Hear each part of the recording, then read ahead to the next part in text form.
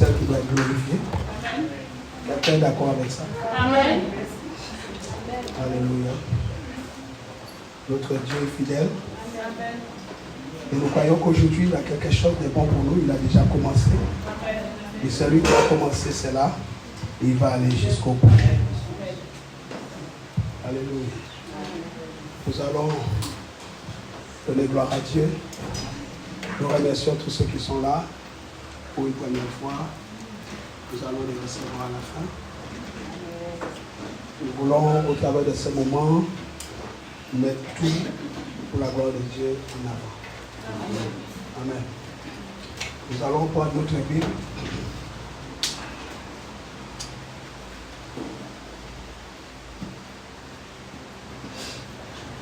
Dans le livre d'Apocalypse.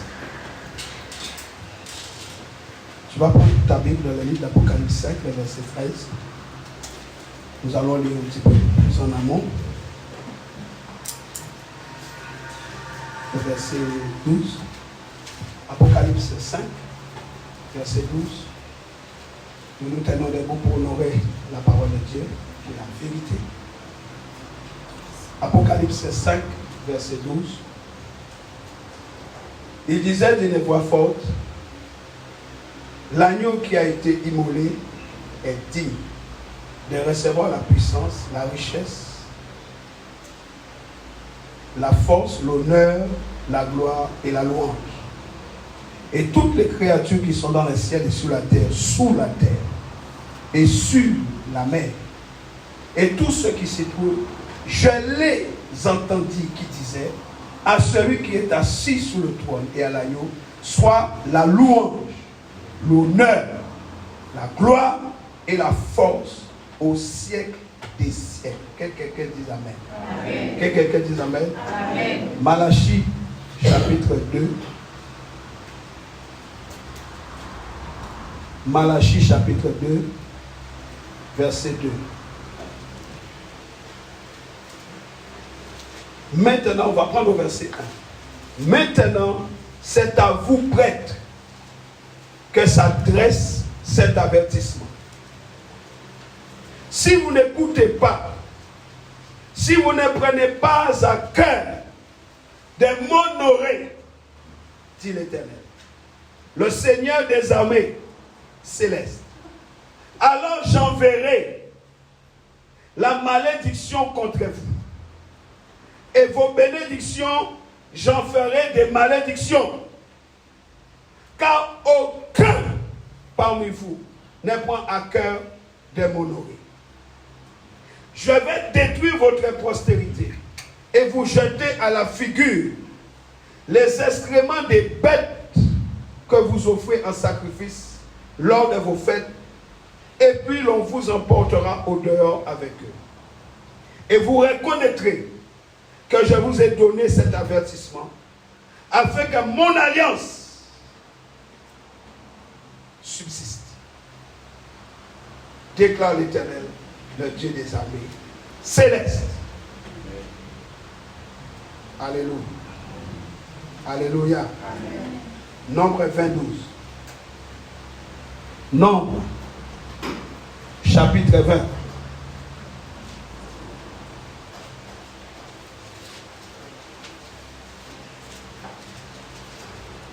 Verset 12.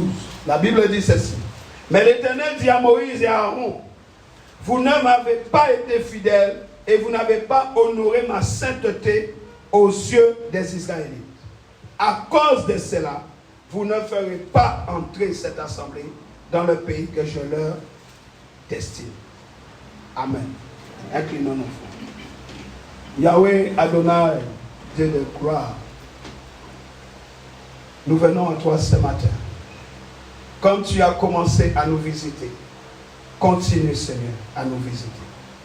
Continue à nous faire du bien ce matin encore.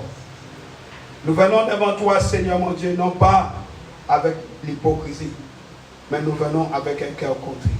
Un cœur bien disposé à recevoir ta parole. Papa éternel, mon Dieu, aide-nous par ton Saint-Esprit à ne pas négliger tes avertissements, mais à mettre en pratique ta parole, car ta parole est vivante et efficace.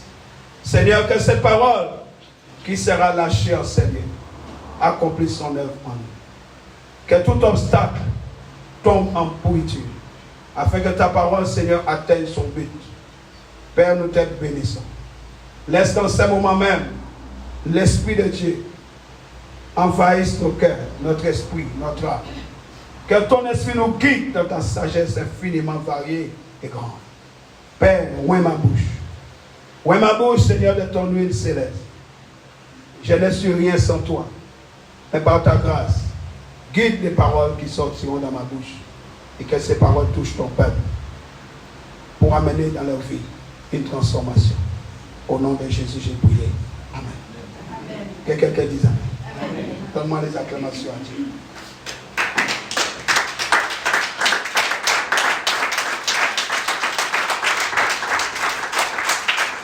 Alléluia. Prenez place, bien-aimés.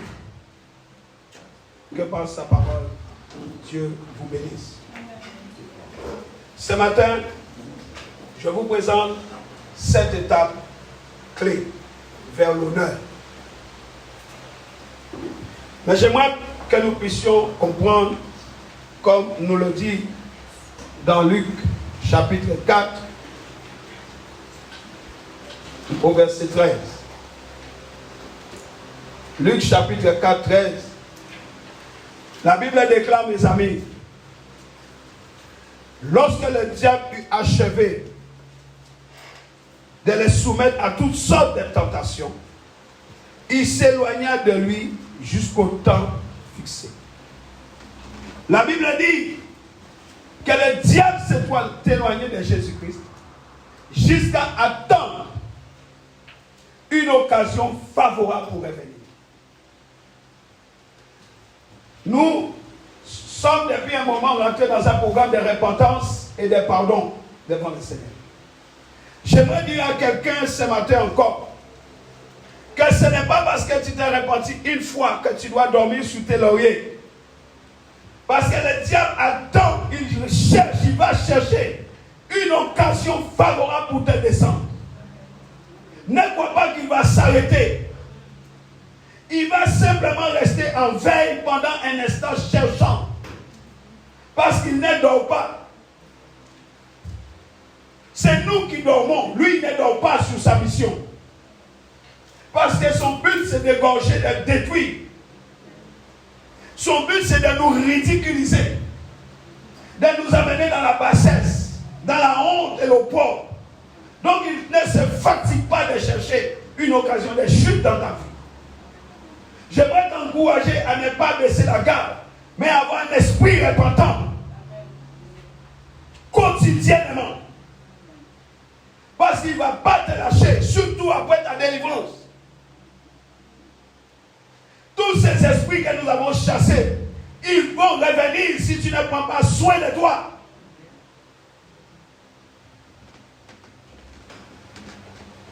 Alors ne retournez pas à ton vomi.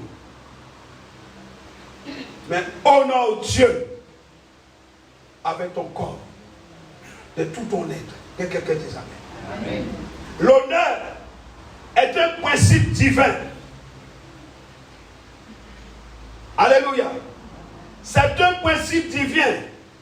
1 Pierre 2, 17 nous dit. 1 Pierre chapitre 2. Verset 17. Témoignez à tout homme le respect auquel il a droit. Aimez vos frères en la foi, révérez Dieu, honorez Dieu, respectez Dieu, craignez Dieu, respectez le roi. Aujourd'hui, l'honneur, c'est une denrée rare dans ce monde.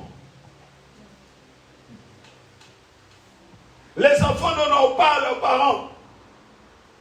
Même les adultes ont perdu le sens de l'honneur. Bien-aimé, le manque d'honneur expose à la rébellion et aux autorités. Le manque d'honneur expose à la rébellion, aux autorités et au manque de soumission.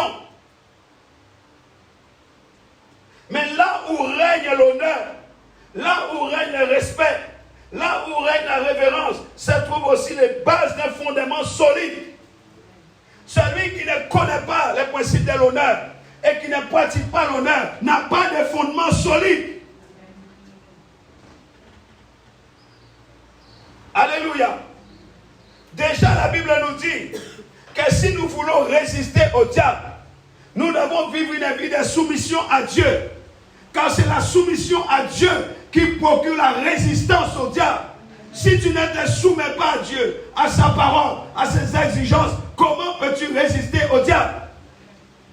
Ce n'est pas la prière, ce n'est pas le jeûne, mais c'est l'état d'esprit, c'est la mentalité, c'est le caractère, c'est les bonnes dispositions du cœur.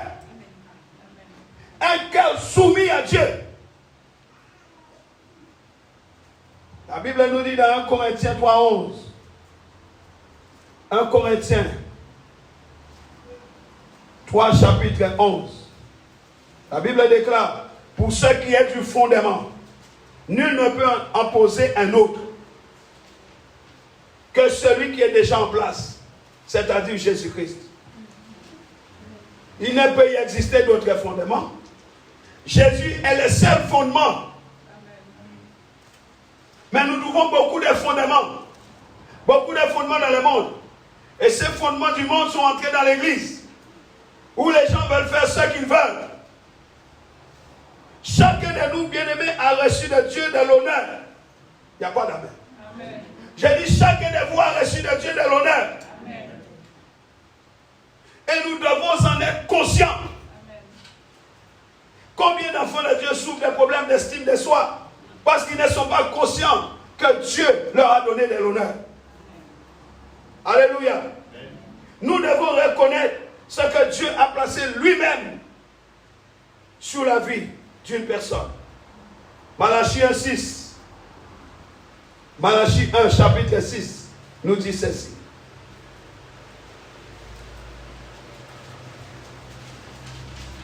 Le Seigneur des armées célestes s'adresse à vous, les prêtres. Un fils honore un père, un serviteur son maître. Si je suis votre père, où donc sont les honneurs qui me sont dus? Si je suis votre maître, pourquoi ne me révérez-vous pas? Et puis vous demandez, en quoi t'avons-nous méprisé? Alléluia. Amen. Alléluia. Amen. Exode 22.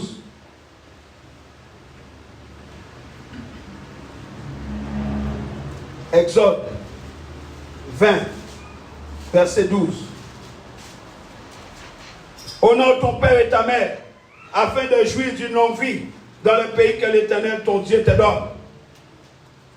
Et nous savons que Éphésiens nous dit que c'est le seul commandement. Éphésiens 6, 2. C'est le seul commandement accompagné d'une promesse. Et déjà, Romains 13 nous mettait en garde. Romains nous dit, au chapitre 13, verset 1 et 2, que tout homme se soumette aux autorités supérieures, car il n'y a pas d'autorité qui ne vienne de Dieu. Et celles qui existent ont été mises en place par Dieu. C'est pourquoi celui qui s'oppose à l'autorité lutte contre une disposition établie par Dieu. Et ceux qui sont engagés dans une telle lutte recevront les châtiments qu'ils se seront attirés. Alléluia. Amen.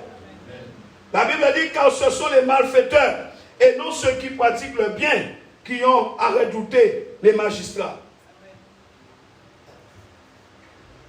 Bien-aimés, tout pouvoir vient de Dieu. Le fondement de toute autorité est invisible. Toute autorité dispose d'un pouvoir divin. Alléluia. Amen. Voilà pourquoi Matthieu 15, verset 6 dit, vous annulez ainsi la parole de Dieu au profit de votre tradition. On ne peut pas laisser la parole de Dieu qui est la vérité, qui est vivante et efficace, pour des traditions d'hommes, pour notre propre façon de fonctionner. Amen. Nous ne pouvons pas agir ainsi. Et Jacques nous dit, soumettez-vous à Dieu, résistez au diable et il fuira loin de vous. La résistance vient de Dieu. Jacques 4, verset 7. Au-dessus de tout, c'est Dieu qu'il faut honorer d'abord. 1 Samuel 2, 30 nous dit ceci. 1 Samuel 2, chapitre 30, nous dit, la Bible déclare ceci, au verset 30, puisqu'il en est ainsi, voici ce que moi, l'Éternel, le Dieu d'Israël, je déclare. J'avais promis à ta famille et à celle de tes ancêtres que vous seriez toujours chargés du service devant moi. Mais à présent, moi, l'Éternel, je le déclare, c'est fini. Regardez la suite du verset. Car j'honorerai ceux qui m'honorent. Mais ceux qui me méprisent seront à leur tour couverts d'opprobre. Si l'opprobre est dans ta vie, si l'opprobre est dans ta famille, regarde, est-ce que tu honores Dieu? Donne-moi un bon amen, s'il vous plaît. Je répète, l'opprobre envahit ta vie parce que tu déshonores Dieu. Et fais attention, parce que Dieu a un plan. Mais rejeter les plans de Dieu, c'est accepter les plans du diable. Amen. Parce qu'il n'y a pas de neutralité dans la Bible. Est-ce que nous sommes ensemble? Est-ce que nous sommes ensemble? Amen. Apocalypse 4, verset 9 nous dit ceci.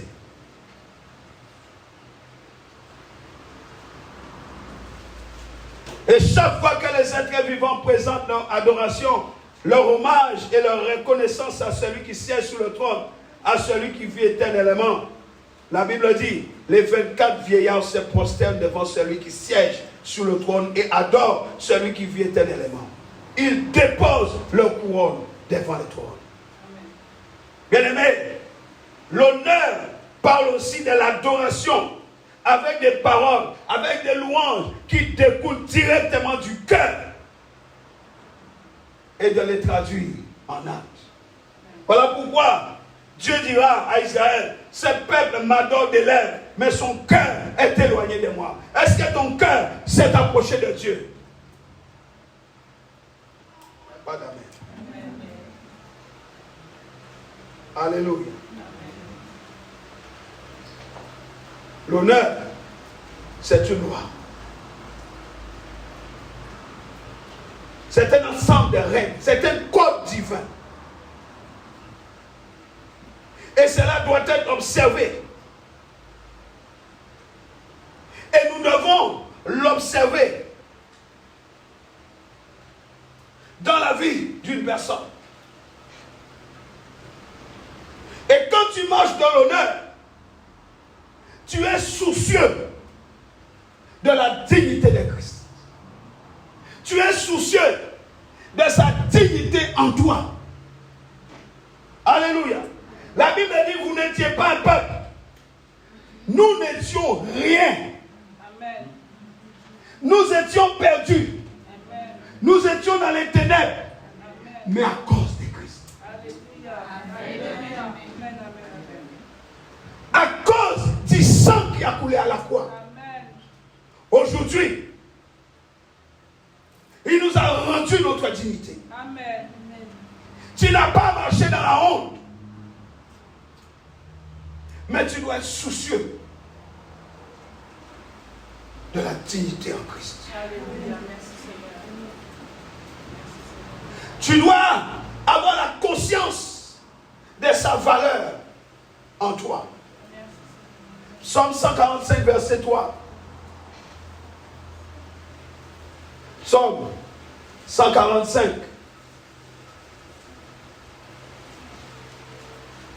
Verset 3. L'Éternel est grand et très digne des louanges. Sa grandeur est insondable. C'est lui qui l'a fait en toi. Amen. Apocalypse 4, verset 11. Il est écrit, en disant, tu es digne, Seigneur notre Dieu, qu'on te donne gloire, honneur et puissance, car tu as créé tout ce qui existe. L'univers entier doit son existence et sa création à ta volonté. Nous devons notre vie à Dieu le Père, à Dieu le Fils, à Dieu le Saint-Esprit. Mais la Bible dit, tu es digne qu'on te donne gloire, qu'on qu'on te donne honneur, qu'on te donne puissance à cause de ce que tu as fait. Alléluia. Que quelqu'un dise, il est digne. Notre dignité est en Christ. Et cette dignité est associée à une bonne moralité. 1 Thessaloniciens 4. 1 Thessaloniciens, chapitre 4, versets 3 à 5. Ce que Dieu veut, écoutez-moi bien, ce que Dieu veut, c'est que vous meniez une vie sainte. Ce n'est pas la peine de venir devant Dieu pour lui raconter des histoires. Dieu n'a rien à faire de nos histoires bancaires. Ce qu'il veut, et nous devons lui donner ce qu'il veut. Il veut que nous menions quoi? Une vie sainte. Que nous nous abstenions de toute immoralité. Que vous vous absteniez de toute immoralité. Que chacun de vous sache gagner une parfaite maîtrise de son corps. Dieu ne veut pas de démarche et de vie débridée. Il veut que nous apprenions à tenir notre corps dans la maîtrise pour vivre dans la sainteté et l'honneur. Ça veut dire que tu ne peux pas vivre une vie de sainteté et une vie d'honneur avec une démarche débridée. Avec une vie dans le péché, tu ne peux pas être honorable. Mener une vie de sainteté, mener une vie d'honneur, demande que tu fuis la pudicité. Ça ne se négocie pas. J'ai dit ça ne se négocie pas. Écoute ce que Job dit. Job 30, verset 15.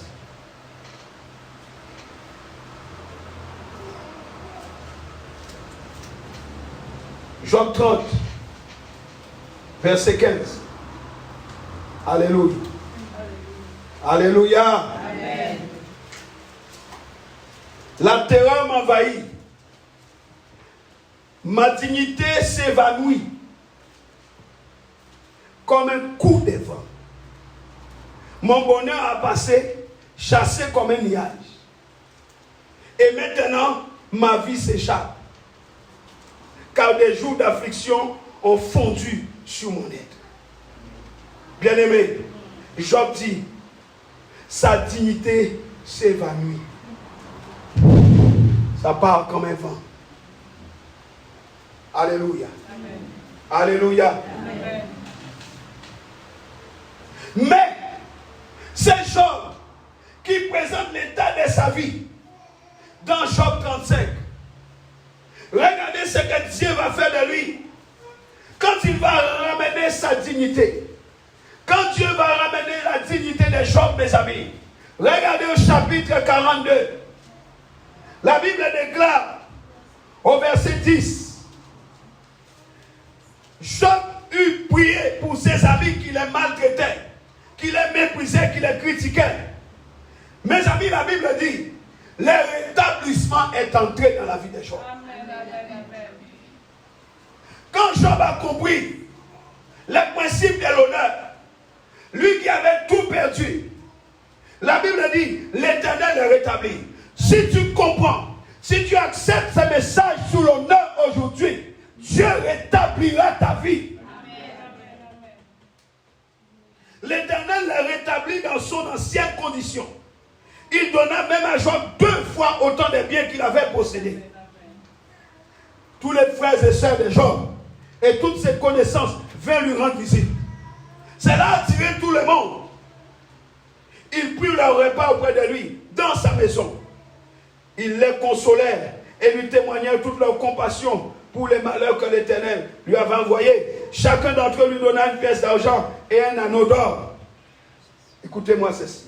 L'Éternel bénit le reste de la vie de Job, plus que la première partie. si bien qu'il posséda 14 000 ovins et 6 000 chameaux, 1 000 paires de bœufs et 1 000 ânesses.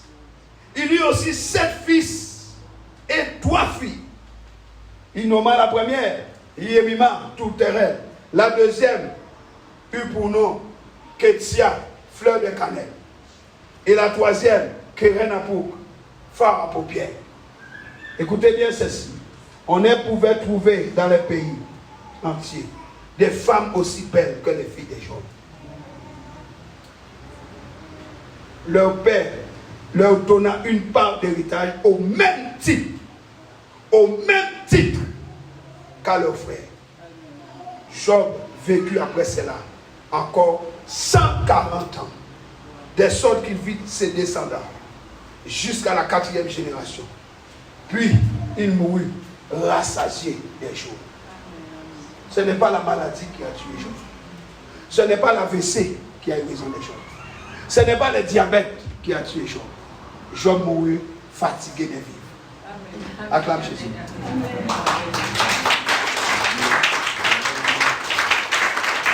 Acclame Jésus. Fatigué. C'est comme si Job disait à Dieu, laisse-moi aller. Éternel, laisse-moi aller. Toi, tu dis, je suis fatigué de mauvaises situations. Job dit, je suis fatigué de vivre. Non, acclame Jésus. Amen.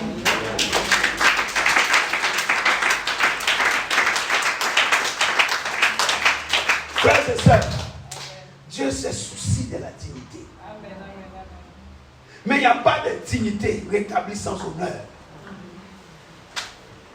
Et notre dignité a été restaurée en Christ. Amen. Dieu se soucie de la dignité des pauvres. Amen. Alléluia.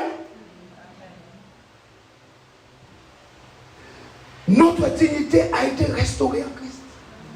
Apocalypse 1:6. Je vais te le montrer.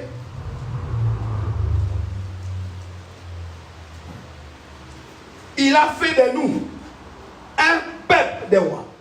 Ah! Des rois, des prêtres au service de Dieu. Dieu fait de toi un sacrificateur. Tu sers le diable. Dieu a fait de toi un prêtre pour que tu sois à son service. Mais au lieu de servir Dieu, tu es devenu un prêtre vaudou. Tu es devenu une prêtresse pour séduire les hommes.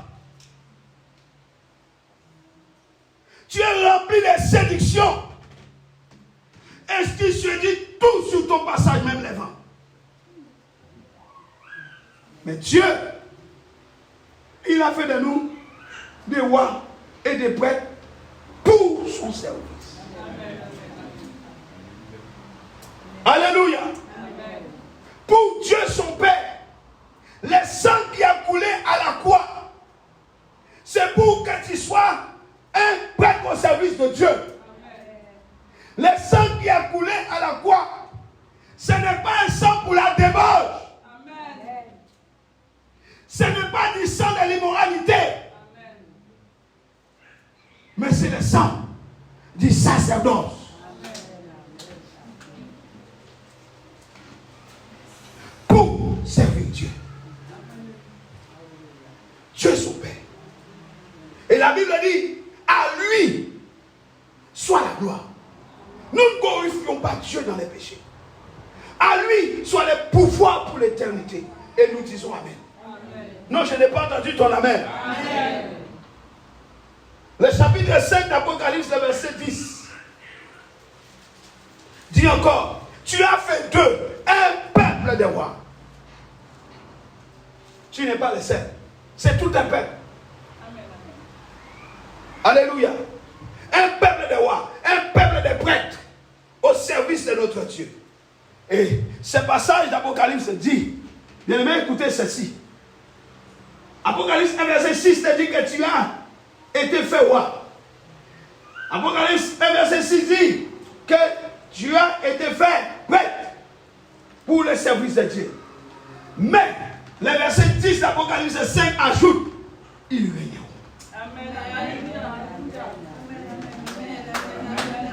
Que Dieu te bénisse, maman. Ils régneront. Ils régneront sur la terre. Il t'appelle à quoi? À régner. Mais est-ce que tu règnes? Tu règnes ou tu subis?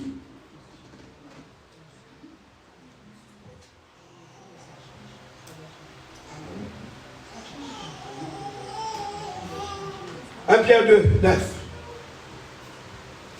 C'est une affaire très sérieuse. J'ai dit c'est une affaire très sérieuse. Un Pierre 2, 9 nous dit, mais vous êtes une race élue, une communauté de rois prêtres, une nation sainte. Dieu ne fait rien sans la sainteté. Dieu ne fait rien sans sa sainteté. Un peuple que Dieu a libéré pour que vous célébriez bien haut, bien haut, bien haut les œuvres merveilleuses de celui qui vous a appelé à passer des ténèbres à son admirable lumière, pour célébrer ses œuvres, pour célébrer la gloire.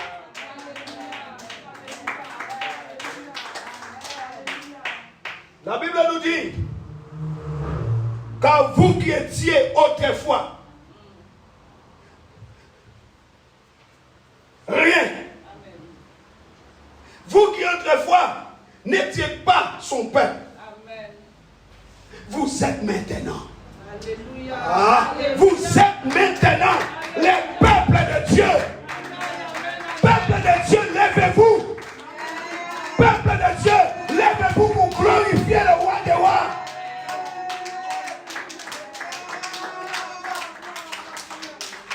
Lèvez-vous pour glorifier le nom de l'Éternel. Lèvez-vous pour glorifier le nom de Jésus.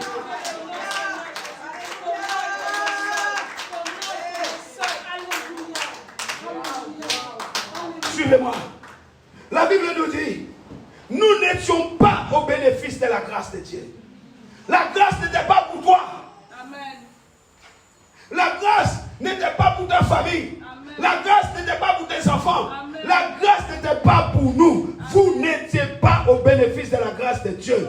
Mais vous êtes à présent non seulement au bénéfice, mais vous êtes devenus l'objet de la grâce. Alléluia. Je suis devenu l'objet de la grâce de Dieu.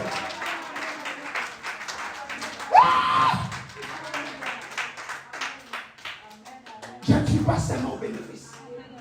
Je suis devenu l'objet de sa grâce. Ça veut dire qu'il prend plaisir. Amen. Tu comprends? Tu commences à comprendre? Est-ce que tu commences à comprendre? Amen.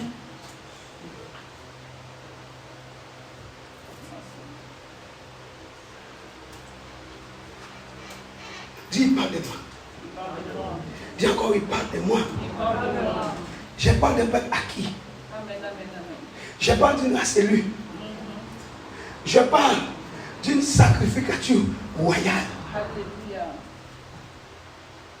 C'est ça qu'il a fait. Christ dans toute sa gloire, dans toute sa plénitude, qui devient un avec ses rachetés. Il devient un avec nous.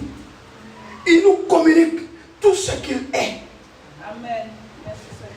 Le Seigneur ne t'a pas communiqué ce qu'il possède seulement, mais il t'a donné ce que lui-même est. Tel il est, tel nous sommes aussi. La puissance spirituelle de sa royauté, ses privilèges de sacrificature auprès de Dieu, il t'a donné tout ça. Alléluia. Amen. Alléluia. Amen. Et quand nous regardons 1 Corinthiens 3, 21, 1 Corinthiens, chapitre 3, verset 21, quand nous lisons cela, il est écrit que personne ne mette donc sa fierté dans des hommes, car tout est à vous. Amen. Tout est à vous. Amen. Alléluia. La Bible dit tout est à nous. Le verset 21. C'est ça qu'il dit. Le chapitre 6, verset 2. Ignorez-vous que ceci auront un jour à juger le monde? Si donc vous êtes destinés à être les juges du monde, seriez-vous incapable de vous prononcer sur des questions bien moins importantes? Nous sommes appelés à juger le monde. Mais toi, tu veux déterminer ta vie d'après le monde. Tu seras jugé avec le monde si tu t'attaches au monde. Parce que nous sommes appelés à juger ce monde. Donc tu ne peux pas déterminer ta vie d'après un monde qui est déjà jugé devant Dieu. 2 Timothée 2,12 nous dit ceci.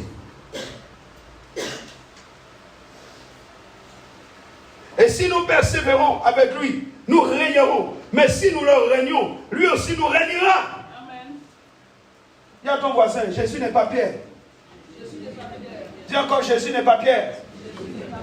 Il est fidèle à sa parole. Et dis-lui, c'est la vérité. Dis-lui, c'est la vérité.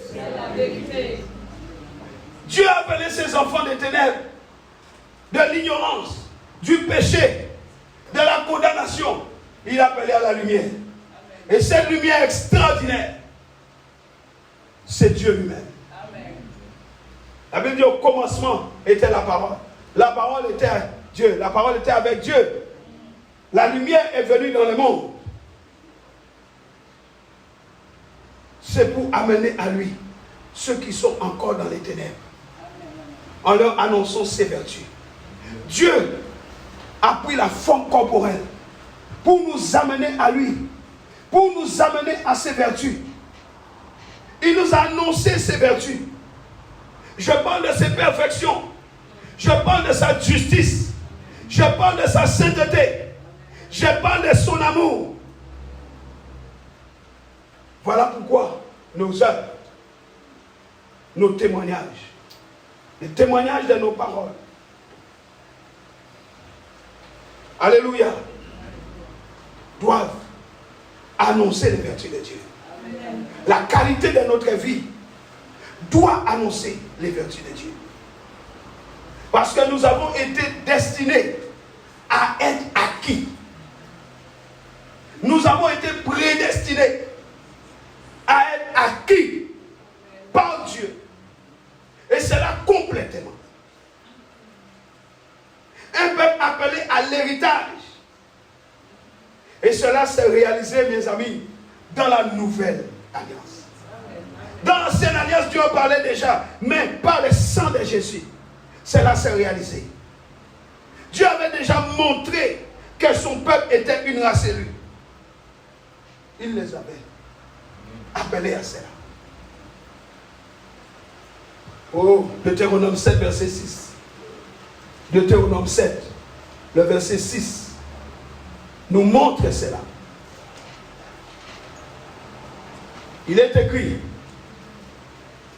tu es en effet un peuple saint pour l'Éternel ton Dieu. Il t'a choisi parmi tous les peuples qui se trouvent sur la surface de la terre pour que tu sois son peuple précieux. Dieu avait déjà dit cela à Israël dans l'ancienne alliance. Mais cela s'est concrétisé pour nous dans la nouvelle alliance. Amen. Par la nouvelle naissance. Amen. Cette grâce est venue jusqu'à nous par la nouvelle naissance, mes amis. Dieu nous a régénérés. Que quelqu'un dise: j'ai été régénéré. Dis-le encore: je suis régénéré. 1 Pierre 1, verset 23. 1 Pierre 1, 23. Car vous êtes nés à une vie nouvelle, non d'un homme mortel, mais d'une sémence immortelle. La sémence qui est en toi, c'est une sémence qui ne meurt pas. Parce que la parole, elle reste vivante, elle est vivante et éternelle. C'est une parole vivante et éternelle. Hébreux 4:12 nous dit que la parole est vivante et elle est efficace. Mais cette parole est aussi éternelle. La parole de Dieu demeure éternellement. Alléluia. Alléluia. Amen. Bien-aimé, je parle de la régénération. Verset 3. Loué soit Dieu, le Père de notre Seigneur Jésus-Christ. Dans son grand amour, il nous a fait naître à une vie nouvelle grâce à la résurrection de Jésus-Christ d'entre les morts pour nous donner une espérance vivante. Dis, j'ai une espérance vivante. Dis encore, j'ai une espérance vivante. Alléluia. La régénération parle d'un changement radical.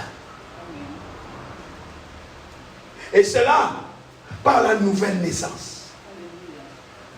Je parle d'une naissance spirituelle. Je parle d'une naissance sainte et céleste par laquelle nous avons reçu la vie spirituelle.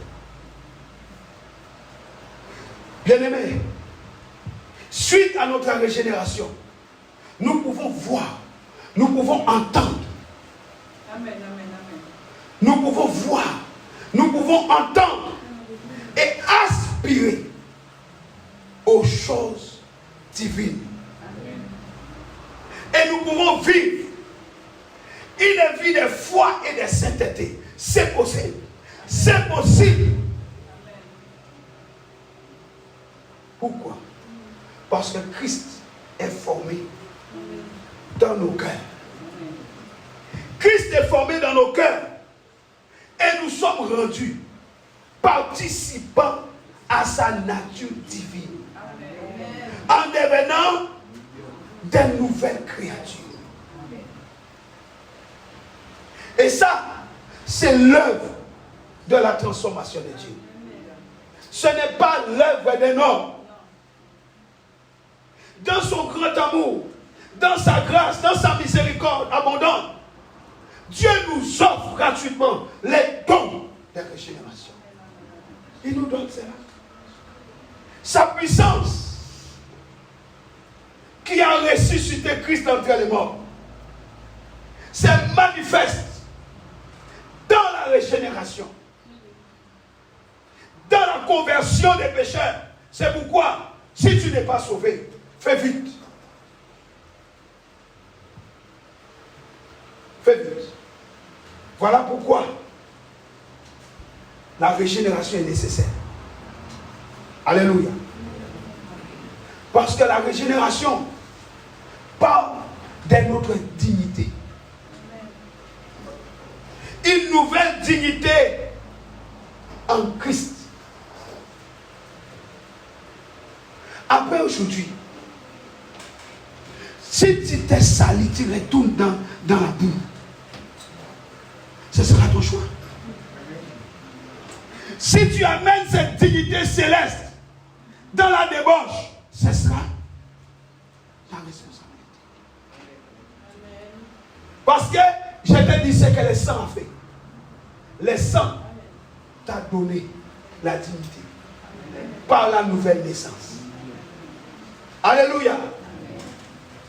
Notre nature humaine déchue ne peut accéder à la présence de Dieu. Car la chair ne peut éviter le royaume de Dieu. Apocalypse 22, versets 12 à 16.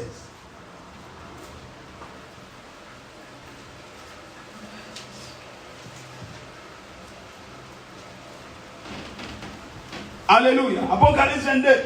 Vous savez, beaucoup d'enfants de Dieu viennent dans la présence de Dieu. Ils viennent à l'église. Mais Dieu me les montre spirituellement avec les mains bouchées sous leurs oreilles. Je vais vous montrer l'image que je vois. Je vois des chrétiens assis spirituellement comme ça. Ils sont assis devant Dieu. Ils sont assis à l'église. Mais spirituellement, ils sont comme ça. Alors débouche les oreilles spirituelles. Je les vois. J'ai dit, je suis en train de les voir. Enlève tes mains spirituelles sur tes oreilles pour recevoir la parole de Dieu qui peut sauver ta vie. Apocalypse 22.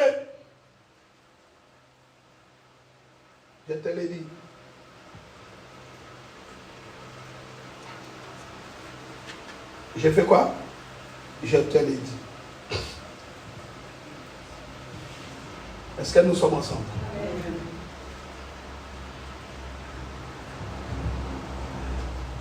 Apocalypse 22.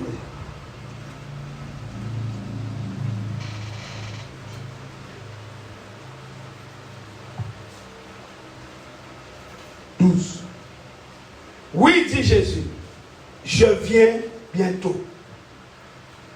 J'apporte avec moi mes récompenses pour rendre à chacun selon ce qu'il aura fait. Je suis l'alpha et l'oméga, les premiers et les derniers, les commencements et la fin. Heureux ceux qui lavent leurs vêtements. Ils auront droit. Ils auront les droits de manger du fruit des larmes, des vies et de franchir les portes de la vie. Ton passeport, c'est la robe. Ton passeport, c'est quoi? La robe. Heureux ceux qui lavent leurs vêtements. Aucun avec les vêtements sales ne peut passer. On ne peut pas avoir accès à l'arbre de la vie avec un vêtement souillé. Ce n'est pas possible. La Bible dit, mais dehors les hommes ignobles, ceux qui pratiquent la magie, la sorcellerie, les vaudous, les débauchés, les meurtriers, ceux qui adorent les idoles et tous ceux qui aiment et pratiquent les mensonges. Tu aimes les mensonges? C'est ton ami. Ok?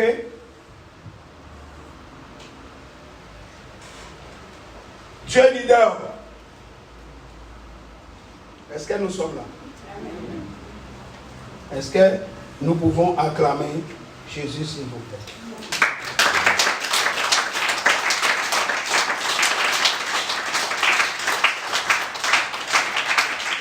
Alléluia. Bien-aimés dans le Seigneur, je parle de la nouvelle naissance. Je parle de cette œuvre merveilleuse de transformation du Seigneur. La chair et l'esprit sont opposés. Galates 5 nous le dit. La chair et l'esprit ne font pas bon ménage et ne feront jamais bon ménage. C'est Dieu qui nous donne la vie spirituelle par la foi en Jésus-Christ. Reconnaissons que nous étions tous dégénérés. Amen. Nous étions tous des dégénérés. Et tous ceux qui n'ont pas donné leur vie à Christ sont des dégénérés, qu'ils les veuillent ou pas. Ça, c'est la situation avant. Mais nous sommes régénérés aujourd'hui. Hello, ça ne te fait rien. Moi, j'ai dit gloire à Dieu. Parce qu'il m'a régénéré aujourd'hui. Amen. Nous sommes régénérés. Nous avons la paix avec Dieu. Nous avons une vie nouvelle. Nous sommes devenus des enfants de Dieu. Alléluia. Et ça, pour toujours. Amen. Personne ne pourra t'enlever cela. Et ça, c'est le début du processus de sanctification par lequel nous devenons ce que Dieu veut que nous soyons. La sanctification fait que tu deviennes ce que Dieu veut que tu sois et pas ce que tu veux être. Amen. Beaucoup de gens confondent la sanctification. Ils pensent que la sanctification, c'est comment moi je veux être devant Dieu. Non, la sanctification, c'est ce que Dieu veut que tu sois devant lui. Amen. Quelqu'un m'entend? Amen. C'est ce que Dieu veut que nous soyons. Romains 8, 28. Romains, chapitre 8.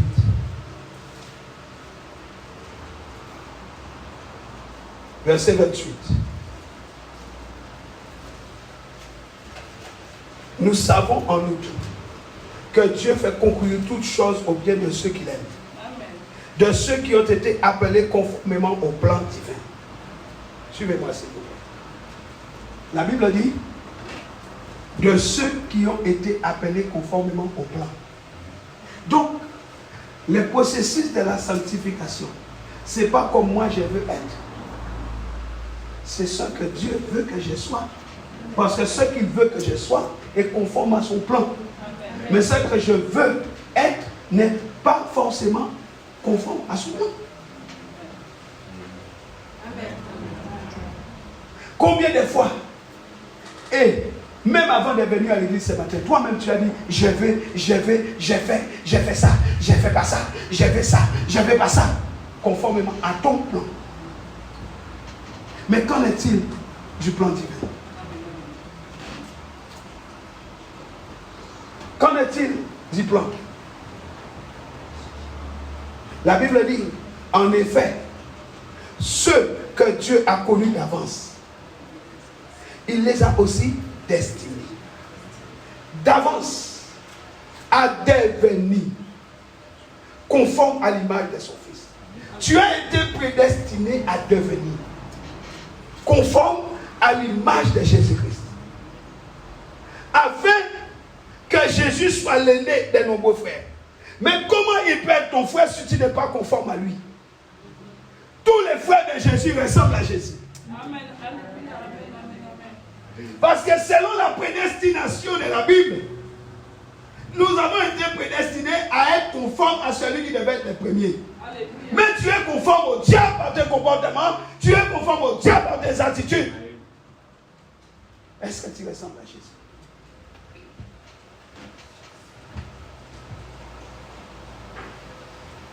Ceux qu'il a ainsi destinés, il les a aussi appelés. Il n'y a pas d'appel sans prédestination. Il a été appelé, mais il les a appelés à lui. À qui tu as été appelé?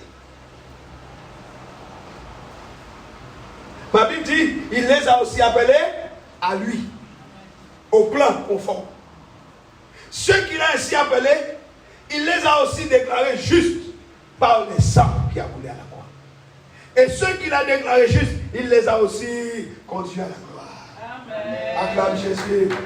Il nous a conduits à la gloire. Ta vie doit être une vie de gloire. Ta vie de gloire au Dieu, le Père, le Fils et le Saint-Esprit. Ta vie doit glorifier Dieu et non le diable. Aïe, aïe, aïe, aïe. Je parle de la régénération. Une régénération qui n'est possible que par la foi. La foi en l'œuvre accomplie par Christ à la croix. Colossiens 2, 14 et 15 dit qu'il a brisé l'acte dont les ordonnances pour condamner. Il a livré en spectacle les diables et toute sa cohorte. Il les a livrés publiquement en spectacle. Tu veux être l'ami de quelqu'un qui a été livré en spectacle? Tu veux être l'ami du ridicule? Tu veux être l'ami de la bassesse? Tous ceux qui mènent une vie débridée, tous ceux qui mènent une vie débauchée sont amis de la bassesse. Il n'y a pas d'amen. J'ai dit la vie de débauche conduit à une vie de bassesse, de honte, d'opprobre, de ridicule. Toute vie de débauche emmène au ridicule et à la bassesse. Sors de là.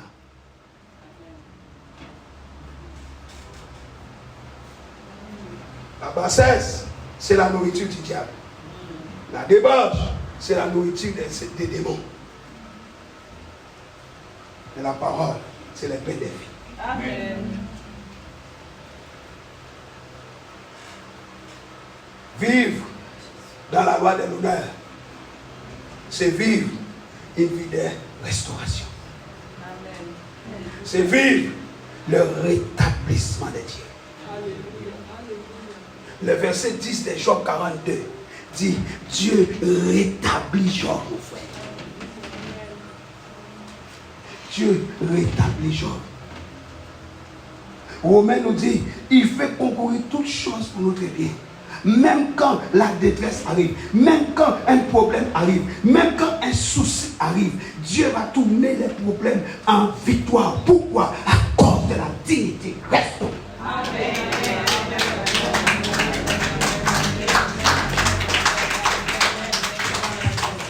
Quelle que soit la situation, il fait concourir toutes choses au bien de ceux qui l'aiment.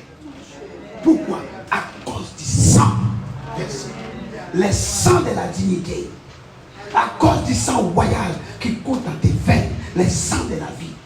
À cause de ce sang qui a restauré ta dignité. Les hommes te méprisent, les hommes te critiquent, mais tu as en toi du sang royal. Amen.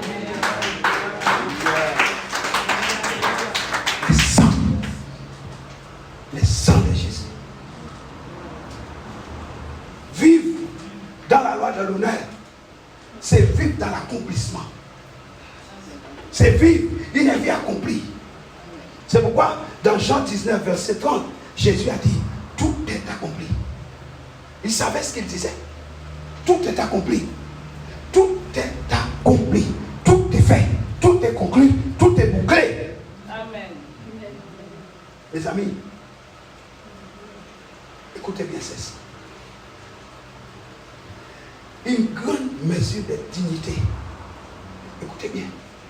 Une grande mesure de dignité est en train d'être relâchée sur ceux et celles qui œuvrent en faveur du salut des perdus. Par leur témoignage, par leur désir de remplir le ciel d'hommes et de femmes graciés. Et par ceux qui désirent glorifier le Seigneur et son nom. Et ça, jusque dans l'éternité. Dépêche-toi.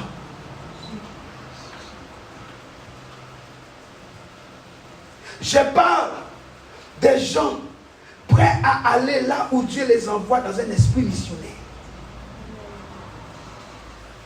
Je parle de l'obéissance. Je parle de la soumission. Matthieu 3, verset 8 nous dit. Matthieu chapitre 3,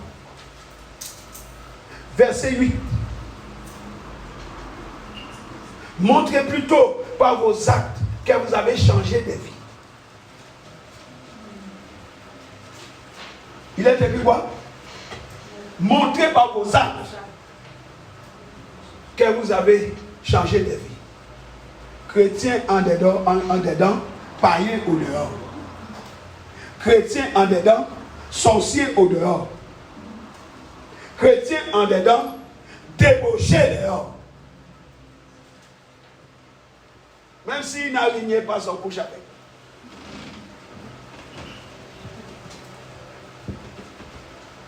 Non. Tu dois respecter ce que Dieu a mis en toi. Le Saint-Esprit. Ce n'est pas l'Esprit, c'est le Saint-Esprit.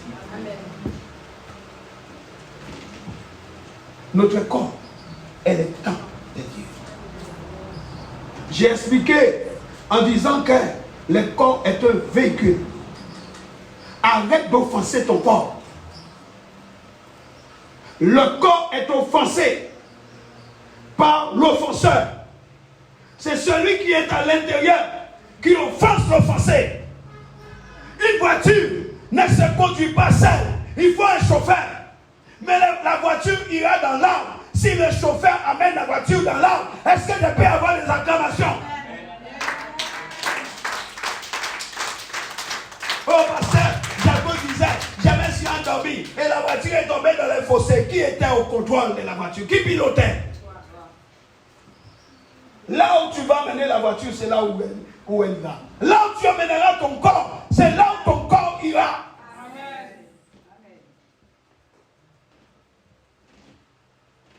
Nous offensons nos corps, alors que notre corps est le temple du Saint-Esprit. Et Dieu dit, celui qui détruira le corps, il ne dit pas je détruirai son corps, il dit je le détruirai.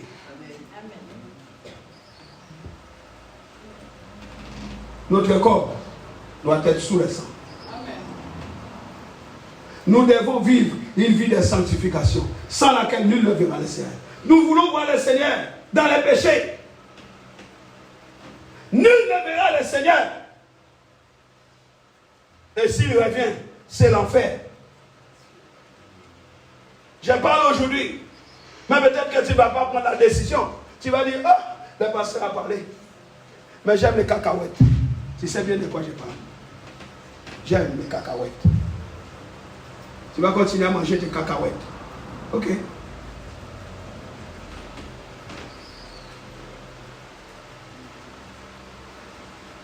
Est-ce que nous sommes ensemble? Matthieu 8:8.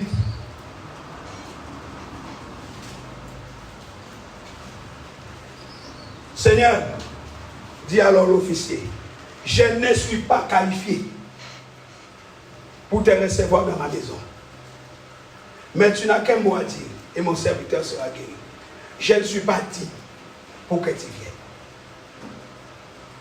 Mais toi, quand tu pries tout le temps, tu dis Seigneur, viens. Pourquoi tu peux lui dire de venir? Parce qu'il t'a rendu digne. À cause du sang. Le sang a relevé notre dignité.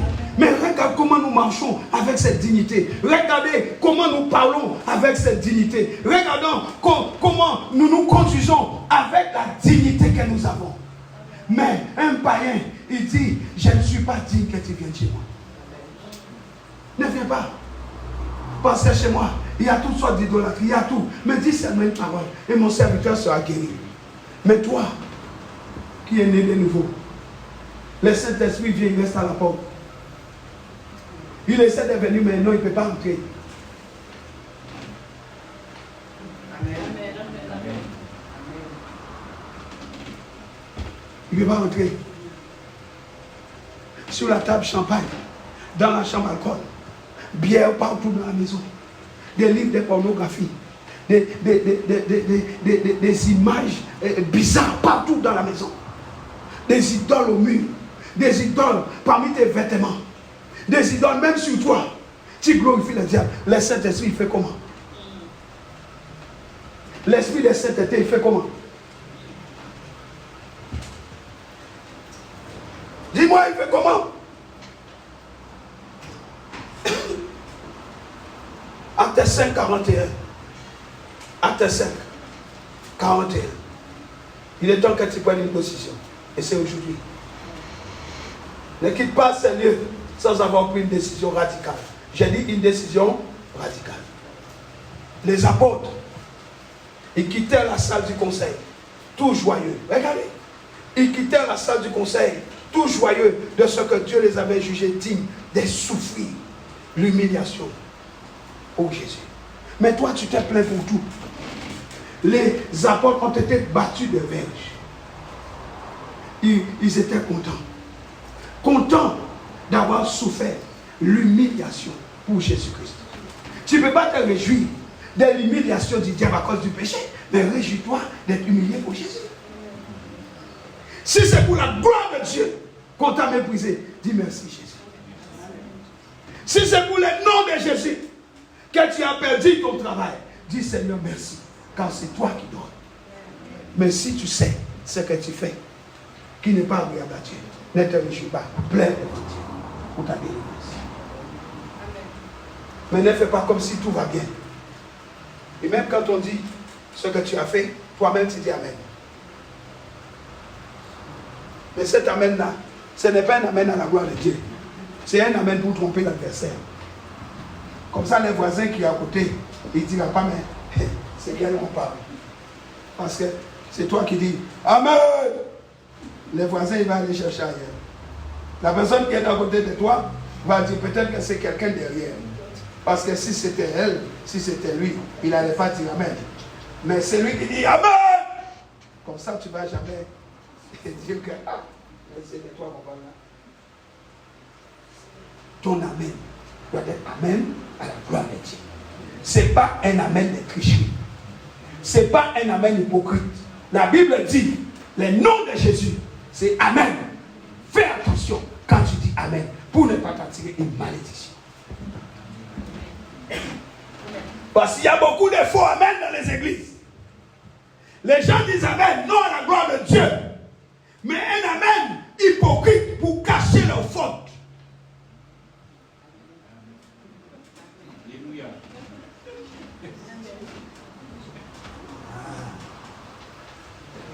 Tu t'assieds comment? À gauche, avec les côtés droits ou avec le côté gauche de la chaise?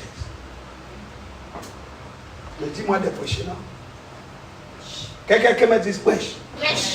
Quelqu'un qui me dise prêche la parole. Je ne me prêche pas, je prêche la Bible.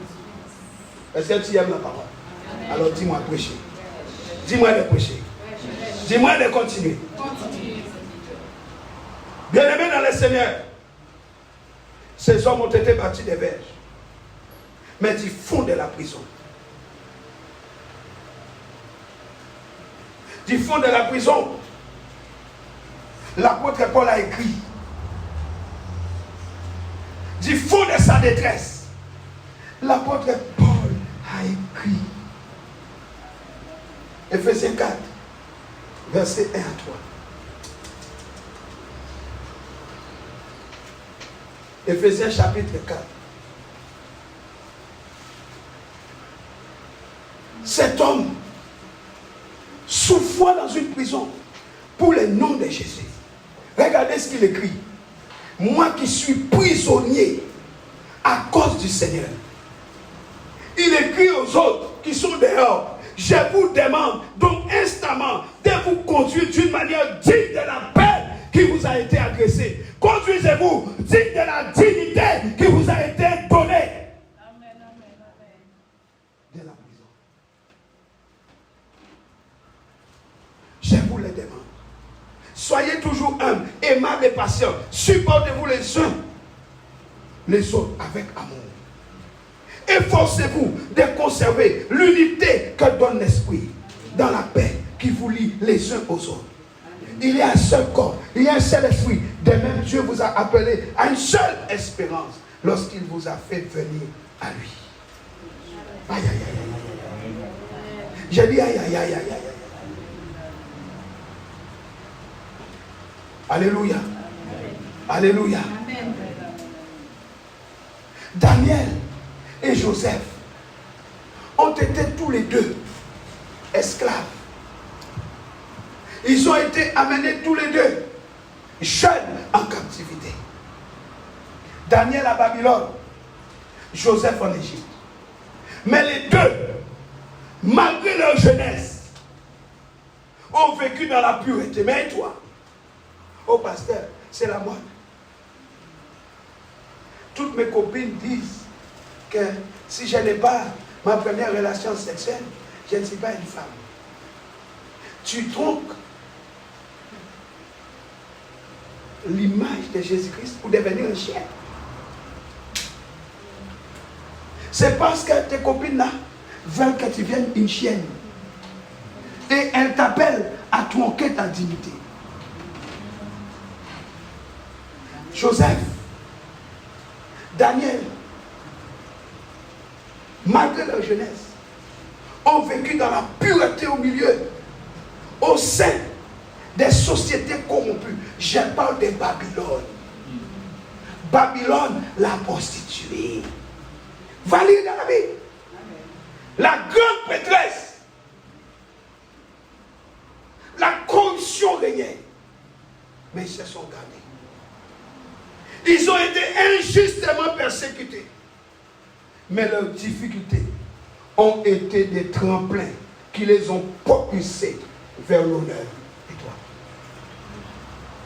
Je dis, leurs difficultés ont été des tremplins pour les propulser vers l'honneur. Toi, plus il y a des difficultés dans ta vie, plus tu t'enfonces dans la boue. Aujourd'hui, on voit à peine ta tête.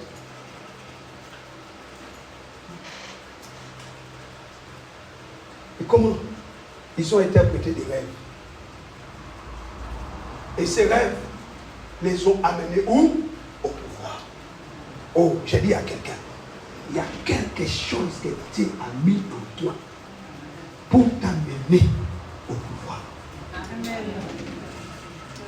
Non, Église, vous ne comprenez pas ça. Église, vous êtes là. Il y a quelque chose que Dieu dépose en chacun de ses enfants pour les amener à un niveau de dignité supérieur. Mais regarde-toi, tu ressembles à tous les païens dans ton travail. Tu ressembles à tous les païens dans ta maison. Tu ressembles à tous les païens dans la vie.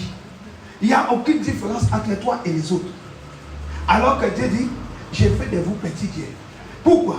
Parce qu'il nous a rendu à son image et selon sa ressemblance.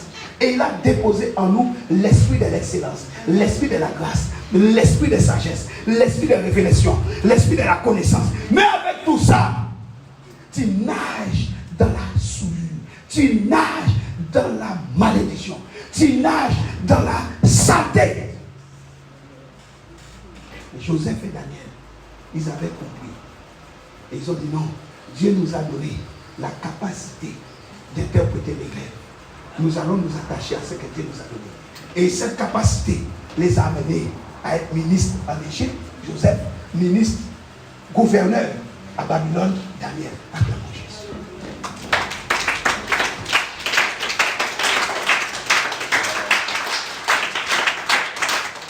Notre problème, c'est que les petits commencements, on les méprise. Dieu m'a donné ça, mais qu'est-ce que je fais avec ça? Dieu m'a donné ça. J'ai cette capacité de prier pendant longtemps devant Dieu, mais qu'est-ce que je fais avec ça, moi? Ah, Dieu m'a donné la capacité de chanter, mais je chante. Je vais chanter le dimanche et puis c'est bon. Qu'est-ce que je fais avec ça? Dieu m'a donné les dons de guérison, alors. Merci Seigneur, alléluia, amen. On n'est pas conscient que ce que Dieu a mis en nous là, c'est pour nous amener vers les sommets. Voilà pourquoi ta vie est toujours d'avant. Ce que Dieu a mis en toi, tu négliges. Ce que Dieu a mis en toi, tu méprises. Le Saint-Esprit ne peut pas relâcher les dons en toi pour que tu deviennes ce que Dieu veut. Parce que chaque fois que tu viens devant Dieu, tu veux toujours être à l'image de la convoitise qu'il y a dans ton cœur. Dès que quelqu'un va bien habillé ici, tu es mal dans ta peau. Dès que quelqu'un prend le micro, tu es mal dans ta peau. Comment voulez-vous que Dieu t'emmène à un niveau élevé? Parce que ton cœur est rempli de convoitise. Donnez-moi un bon amen. Amen. Donnez-moi un bon amen. Bien-aimés, j'ai dit leurs difficultés les ont amenés tout droit vers les honneurs. Vers les honneurs, pas vers la catastrophe. C'est en interprétant les rêves qui sont parvenus au pouvoir.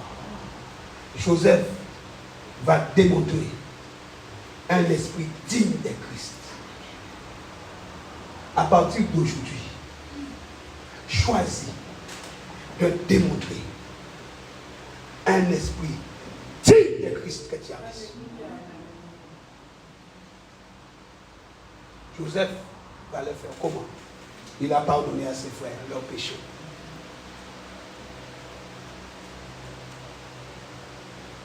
Il a manifesté de l'amour envers son père en leur pardonnant. Joseph, il a choisi de rendre des biens pour les mal qu'il a subi. Il n'a pas suivi sa volonté en répétant tout le temps, on m'a fait, on m'a dit, on m'a fait, on m'a dit, on m'a fait, on m'a dit. Joseph a pardonné ses frères qui lui ont fait du mal par amour pour honorer son père. Ils pouvaient tous les tuer, mais il a choisi d'honorer son père. Alléluia. Amen. J'ai parlé de 7 étapes clés vers l'honneur. Numéro 1. Une influence pieuse. Genèse 39, verset 2 et 3.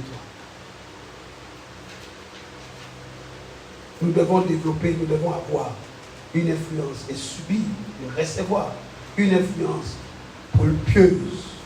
Genèse 39, verset 2 et 3. L'Éternel fut avec Joseph, de sorte qui réussissait tout ce qu'il entreprenait. Vous entendez? Amen. Joseph était dans la maison de Potiphar.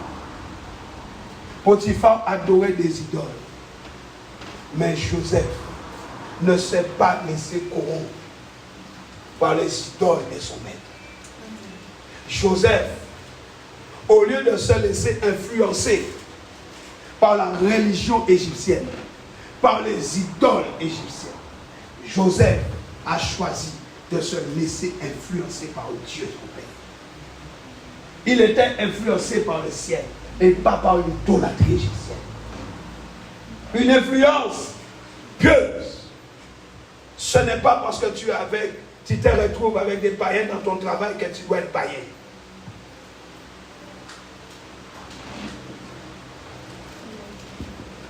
Tu sais que tu dois aller prendre un bain à la mer, mais tu achètes un maillot de bain échancré et tu passes devant lui. Un coup à gauche, un coup à droite. Comme si tu voulais le dire, vous avez bien vu.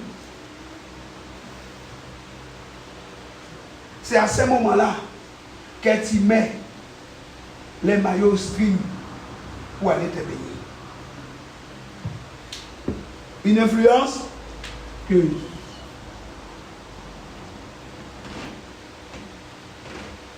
j'honore Dieu dans ce corps. Je ne l'expose pas aux yeux. Parce que tu ne sais pas ce que les gens disent en voyant ton corps. Tu ne sais pas toutes les paroles qui se disent l'un à l'autre. J'aimerais faire ceci. Et puis la nuit, tu rêves, tu as des cauchemars, tu as des relations sexuelles en rêve. Et tu m'appelles? Pourquoi tu m'appelles? Réponds-toi.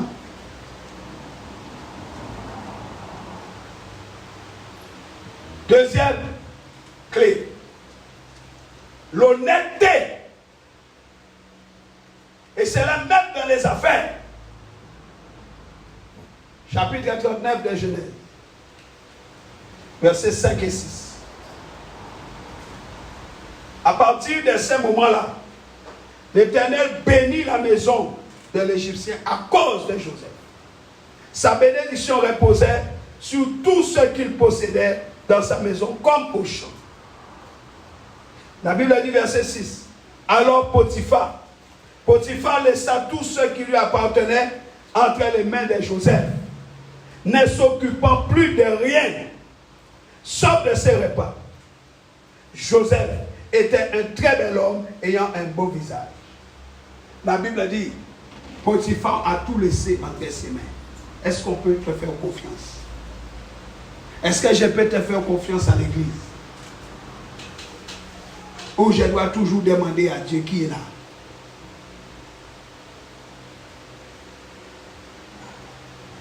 Potiphar a tout laissé entre les mains de Joseph. Il a tout abandonné entre ses mains. Il lui faisait confiance. Parce qu'il a dit, un Hébreu ne peut pas voler. Un Hébreu ne peut pas tricher. S'il aime son Dieu, comme il dit qu'il aime son Dieu, je peux lui donner mon dos. Il ne pointera pas un poignard, même s'il est esclave chez moi. Parce que sa parole dit que l'esclave honore son maître. Mais toi, avec le Saint-Esprit, avec Jésus, on ne peut même pas te donner les dos.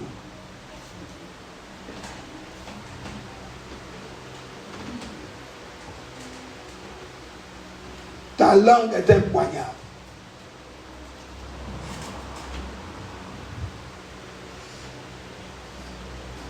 Nous volons, nous trichons. L'honnêteté, que quelqu'un dise l'honnêteté. L'honnêteté et la sincérité. Toi, troisième clé, la résistance à la tentation. À partir d'aujourd'hui, quand tu vas voir une araignée, laisse-la passer. Genèse 39, versets 7 à 9. La Bible dit, Joseph était un très bel homme, ayant un beau visage. de sorte que la femme de son maître porta les yeux sur lui. Viens coucher avec moi. Mais il s'y refusa et lui dit, mon maître ne me demande compte de rien dans la maison. Il m'a confié tous ses biens. Lui-même n'a plus d'autorité. Lui-même n'a plus d'autorité que moi ici. Et il ne m'a rien interdit, excepté toi, parce que tu es sa femme. Comment commettrais-je un acte aussi abominable et pécherais-je contre Dieu? Beaucoup, nous venons à l'église, nous déshabillons les sœurs. Les sœurs qui déshabillent les hommes. Tu peux être là, tu déshabilles le pasteur. Ah, tu as vu, sa ceinture est marron. Qu'est-ce que tes yeux font là-bas là? Hein? Tu déshabilles la servante de Dieu. Ah, tu as vu, aujourd'hui elle a changé les chaussures. Tu déshabilles les serviteurs de Dieu. Tu déshabilles les hommes de Dieu. Tu déshabilles les filles de l'église. Tu déshabilles les hommes de l'église. Les hommes de l'église. Mais qu'est-ce que tu cherches?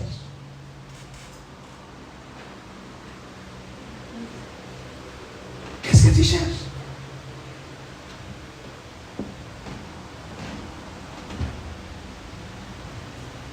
Résiste à la tentation. La Bible dit, Dieu ne tente personne. Cinquième clé.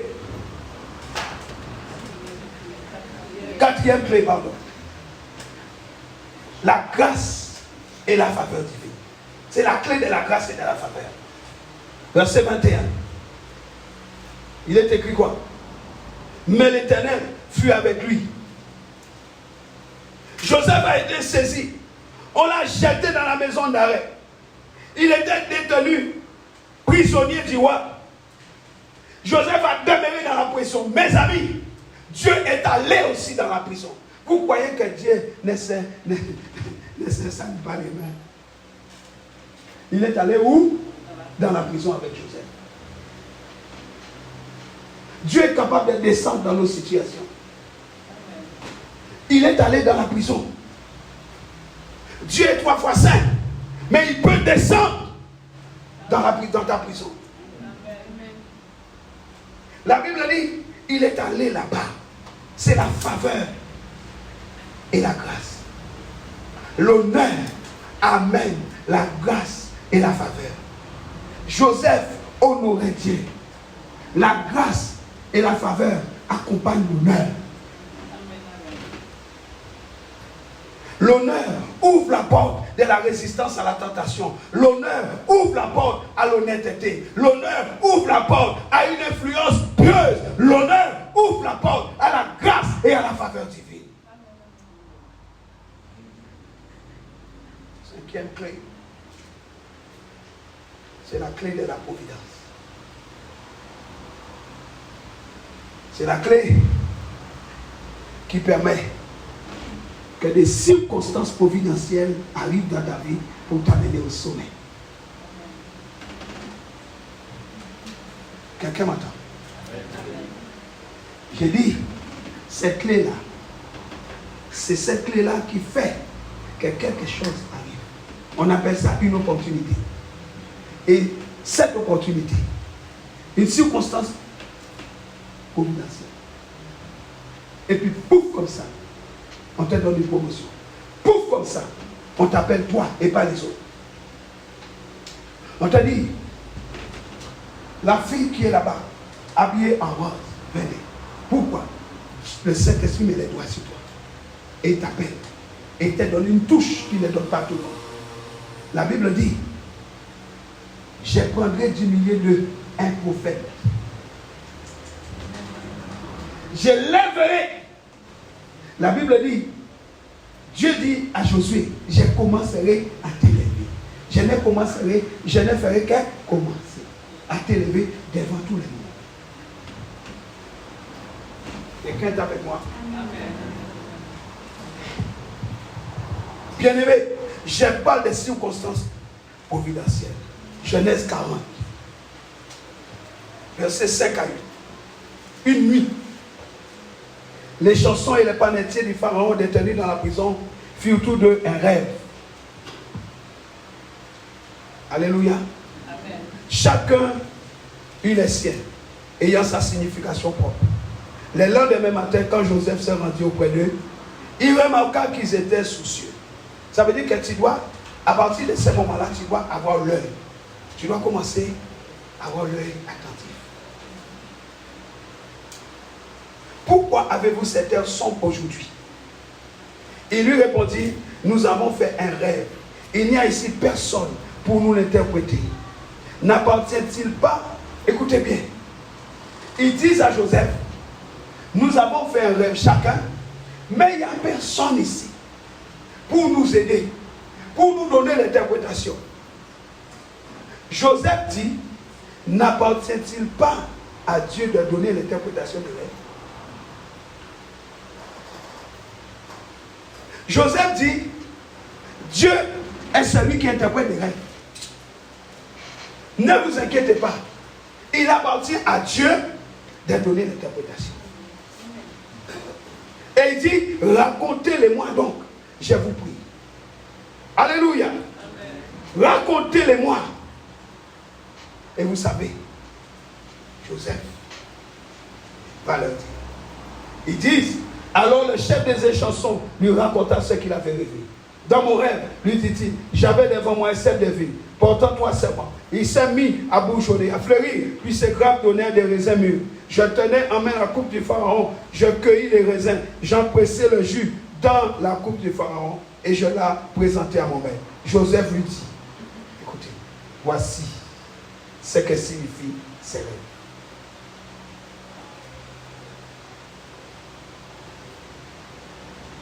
Alléluia. L'autre lui dit, moi aussi, j'ai fait un rêve quand il a vu. Il dit, moi aussi, il s'est précipité. J'ai fait un rêve, je portais 3 corbeilles de pain blancs sur la tête. Joseph lui dit, voici ce que signifie ton rêve. Que quelqu'un dise, la providence de Dieu.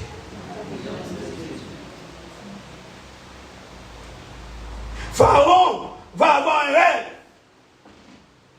Joseph lui dit, il appartient à l'Éternel de révéler. Voici ce que tu as vu, voici ce que signifie ton rêve. Et vous savez, ces rêves-là a amené Joseph où? Ministre. Notre problème, c'est que nous négligeons les petits commencements. Est-ce que Joseph a prié? Répondez-moi. Est-ce que Joseph a prié? Est-ce que Joseph a gêné? Qu'a-t-il fait? Il a dit, il appartient à l'Éternel des révéler.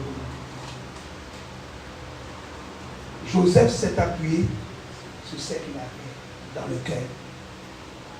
Mais tu ne peux pas t'appuyer sur ce que tu as dans le cœur, parce que ton cœur est rempli de mauvaises choses. De l'abondance du cœur, la bouche parle. Et c'est ce qui est dans notre cœur qui nous souille. Voilà pourquoi les opportunités nous passent sous les nez. Et nous décidons nous-mêmes en faisant des choix qui nous amènent à la destruction. En faisant des choix qui nous emmènent, qui nous causent notre malheur. Parce que l'Éternel n'est pas avec nous. L'Éternel n'est pas avec nous. Il était avec Joseph dans la prison. La grâce, la clé était dans la poche de Joseph. Quelle clé tu as? Montre-moi ta clé. Montre-moi la clé de la grâce. Montre-moi la clé de la providence. Montre-moi la clé de la faveur. Et je te dirai, vas-y. Mais si tu n'as pas la clé de la grâce, assieds-toi et cherche la face de Dieu.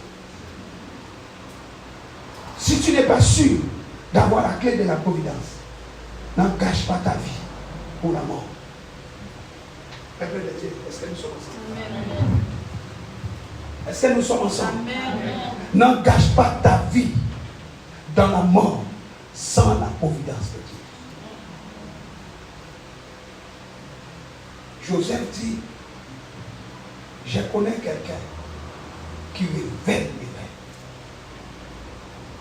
Je connais quelqu'un, Pharaon, qui peut te donner l'explication. Il n'a pas dit je, il dit je connais quelqu'un. David a dit, l'Éternel est celui qui révèle les rêves. L'Éternel est celui qui donne. Les rois voulaient tuer tout le monde, y compris Daniel et ses amis. Mais Daniel a dit, laissez-moi invoquer mon Dieu et je reviendrai vers toi, ô mon roi. Mais toi, dès qu'une occasion se présente ici, dès qu'une situation, ici, on n'a pas fini de parler, tu as déjà validé. Et après tu t'étonnes que ta vie est foutue. Tu t'étonnes que ta vie soit lamentable. Tu t'étonnes de tout ce qui t'arrive. Daniel a dit, je connais quelqu'un. Je connais quelqu'un. Mais si on n'a pas de communion avec Dieu, on ne connaît pas. On ne peut pas dire, je connais Dieu, parce que tu n'as pas de communion. Mais quand tu mènes une vie d'attachement à Christ, tu peux dire, je connais comment tu agis. Je le connais. Et il va me donner la réponse. David consulta l'Éternel. L'Éternel nous répond. Invoque-moi, je te répondrai. C'est l'Éternel qui a dit à son prophète Ézéchiel, parle au Saint-Esprit, adresse-toi à l'adresse du Saint-Esprit. Dis, Esprit des quatre vents, viens. Parce que l'Esprit ne vient pas comme ça. Dis-lui, viens. Il faut que tu fasses à son adresse. Dis-lui de venir. Dis-lui de souffler. Et il viendra. Que quelqu'un dise la providence. Il y a des situations, il y a des circonstances providentielles qui vont t'amener au sommeil. Mais c'est à cause du sang versé. Joseph n'a pas choisi. Daniel n'a pas choisi. Mais ils ont suivi l'Esprit de Dieu. David aussi. 6e clé. Honorer Dieu. La clé de l'honneur. Voyez, ça se trouve en 6e position, cette clé. Genèse 41, versets 25 et 26. Joseph dit au Pharaon, ce que le Pharaon a rêvé constitue un seul et même rêve. Dieu a révélé au Pharaon ce qu'il va faire. Les 7 belles vaches représentent 7 années, tout comme les 7 beaux épis, c'est un seul et même son. Honorer Dieu. Joseph n'a pas dit je te dirai, je te montrerai, je te révélerai. Non! Il s'est mis loin en retrait. Et il a dit quoi? Il a dit quoi? Dieu a révélé au Pharaon ce qu'il va faire. Mais qui a parlé à Pharaon? Joseph. Il était en train de dire que je ne suis rien. Il était en train de dire à Pharaon, Pharaon, ne considère surtout pas moi. Parce qu'il y a quelqu'un qui est bien plus grand que moi, qui est capable de te révéler ton rêve et l'interprétation. Dieu.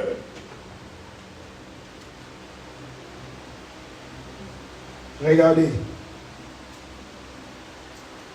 Il dit au verset 33 que le Pharaon choisit sans tarder un homme avisé et sage qu'il mette à la tête du pays.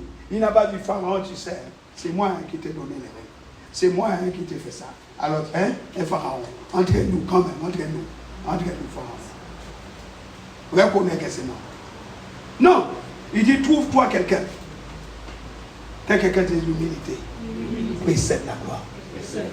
La fausse humilité précède la chute. Mais la vraie humilité précède la gloire. Il y a trop de fausse humilité dans l'église.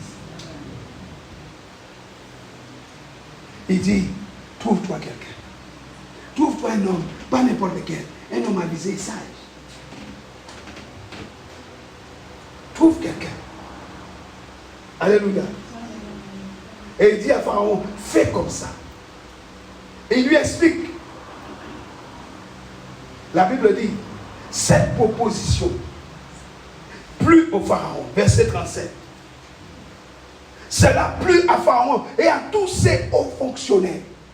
À ce moment-là, aux yeux des pharaons et des fonctionnaires, Joseph n'était plus un esclave. Amen. Ça veut dire la condition dans laquelle il était avait été effacée. Sa dignité avait été restaurée.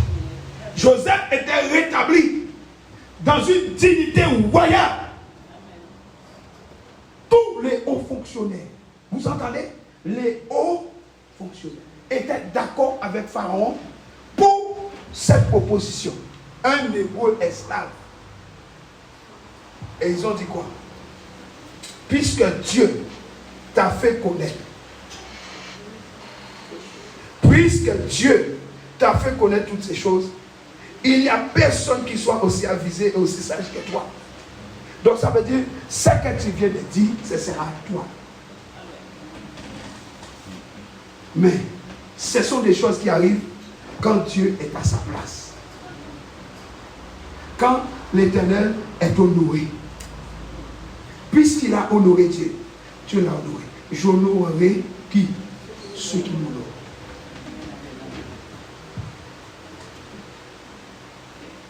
Septième clé.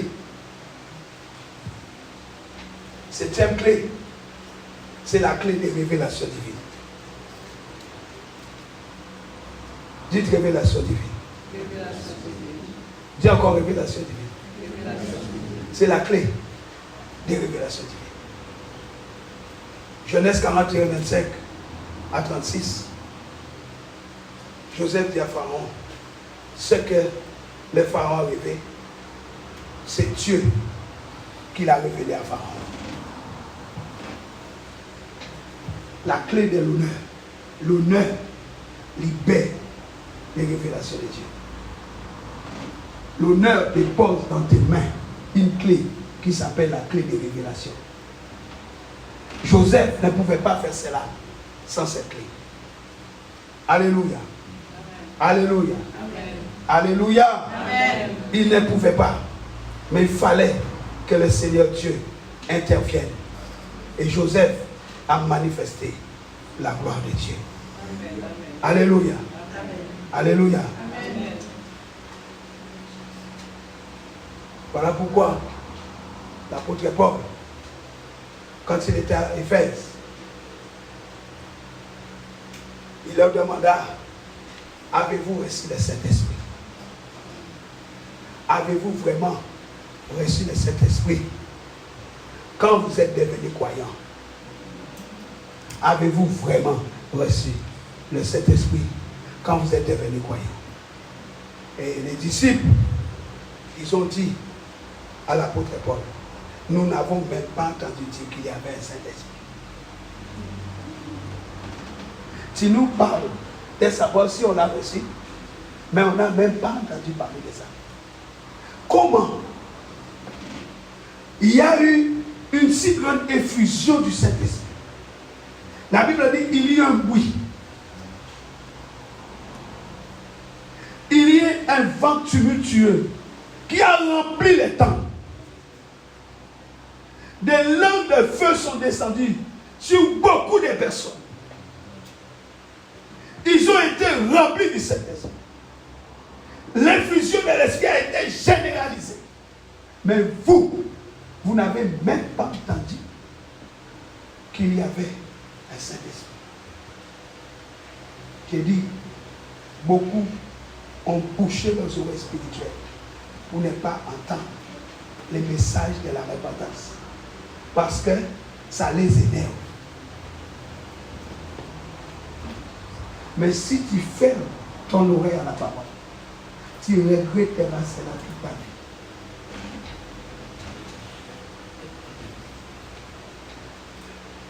Ils ont dit, nous n'avons même pas entendu dire qu'il y avait l'Esprit. Et l'apôtre Paul va leur demander, mais dites-moi, quel baptême avez-vous reçu?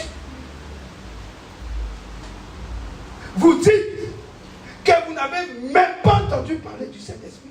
Mais quelle espèce de baptême que vous avez reçu? Celui de Jean-Baptiste, ils ont dit.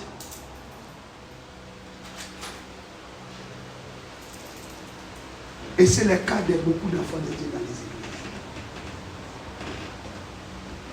Vous êtes restés bloqués au baptême de Jean-Baptiste.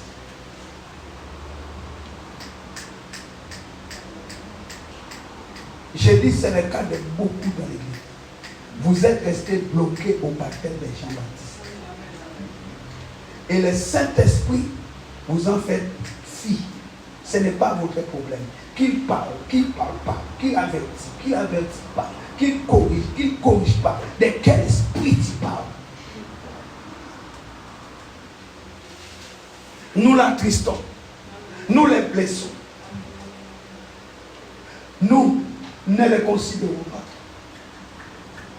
Nous voulons qu'une seule chose, c'est qu'il nous roule par terre. Mais l'écouter, lui obéir, non. Oh, le pasteur, il parle, c'est un bon discours, mais je ne ferai rien de ce qu'il m'a dit. De quel baptême avez-vous été baptisé?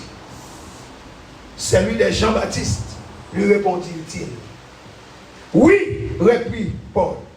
Jean-Baptiste baptisait pour indiquer qu'il changeait de vie.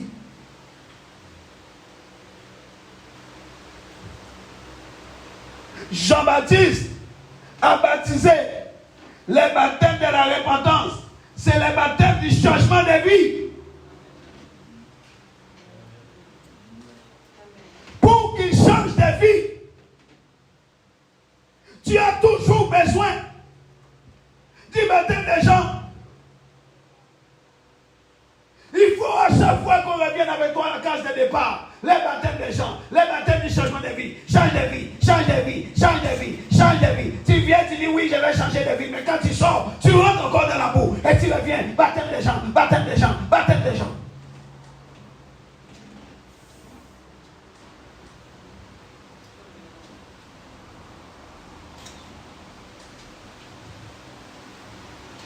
Paul dit aux chrétiens d'Éphèse, croyez en celui qui vient. Son nom c'est Jésus. Croyez en lui. Croyez en lui. Croyez dans l'œuvre de la croix. Croyez dans l'œuvre de la délivrance. Croyez dans l'œuvre du sang accompli à la croix. Croyez dans le sang du sacrifice. Croyez dans le sang qui libère. Croyez en Jésus. Vous êtes toujours resté bloqué à Jean-Baptiste. Croyez en Jésus.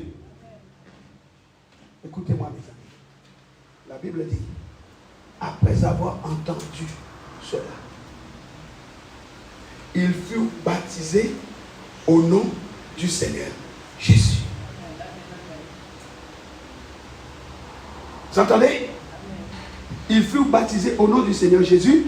Et la Bible dit, Paul leur imposa les mains. Et le Saint-Esprit est descendu sur eux. Et il s'est mis à parler dans diverses langues et à prophétiser. Tu comprends ce qui t'arrive?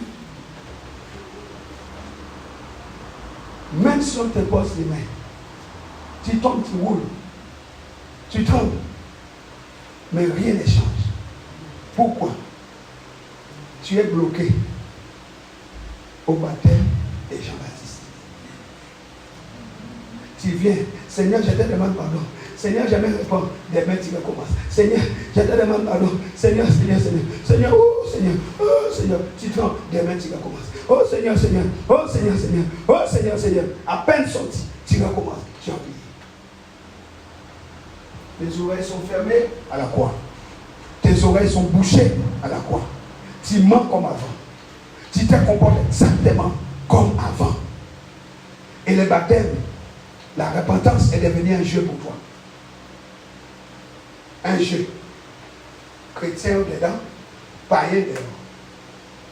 Chrétien en dedans, païen en dedans. Tu peux porter la robe qui traîne par terre. Au point que tu peux même soulever pour marcher. Mais ça ne change rien. C'est ton ornement intérieur. C'est ta capacité à honorer Dieu. Ce peuple m'honore les lèvres, mais son cœur n'est pas avec moi. C'est la bouche qui parle. Pardon Seigneur, mais la vie ne change pas. Mais lorsque Jésus rentre, lorsque la puissance de la transformation, lorsque la puissance de la résurrection, les péchés deviennent pour toi sales. La haine du péché rentre dans ton cœur. Et tu dis non, je n'y retournerai pas. Les fils prodigues n'est pas retourné. Je retournerai dans la maison de mon Père. J'y resterai. Amen. Il n'y est pas retourné. Ça, c'est le baptême de Jésus-Christ. Quand il descend, après, l'imposition des mains lui arriver. Et quand l'imposition arrive, le Saint-Esprit descend. Parce que l'imposition des mains établit les contacts entre toi et le ciel. Et Dieu voit ton cœur. L'Esprit descend. Et le Saint-Esprit vient. Ils ont parlé avant. Un peuple qui a dit, nous n'avons même pas entendu parler du Saint-Esprit. Maintenant, les voilà qui parlent. Une langue qui ne connaissent pas. Ça peut t'arriver aujourd'hui. La même chose peut t'arriver aujourd'hui. Tu dois aller plus loin que les baptêmes de repentance. Tu dois aller plus loin. Tu dois rentrer dans ce baptême de Jésus-Christ. Ce baptême, c'est le baptême de feu. C'est le baptême dans le feu de sa sainteté.